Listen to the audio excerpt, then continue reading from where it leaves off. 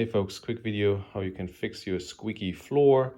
What it typically is that your boards are not in direct contact with your joists and the nails are going up and down and you have that squeak squeak.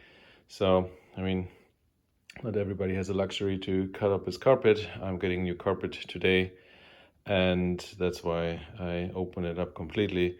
But it will help you to understand the principle of what you need to do. So step one is you need to find your joists. I know that I have a load-bearing wall this way, so I expect my joists are going this way. And actually, if you go to your basement, you will see that too. So the joists are going this way. I was pretty sure about that. Now you can see, try to find some of the nails or screws that were put in before. So that's a new one I just put in. So that's a new one I just put in. But here, that's an old one. You can find this. Another way of finding the joist is by tapping. So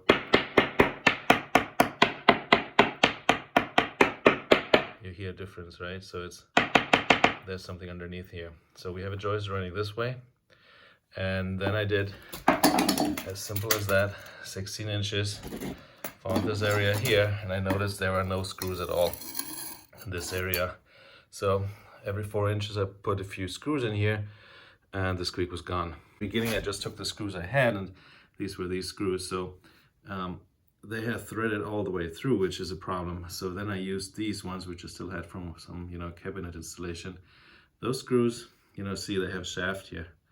So with those, you can easily identify the joist underneath as well. So as you can see here, I have a few more holes left and right to it. So I barely missed it, I guess. So, but when you put these screws in here, you will not notice because they are threaded through.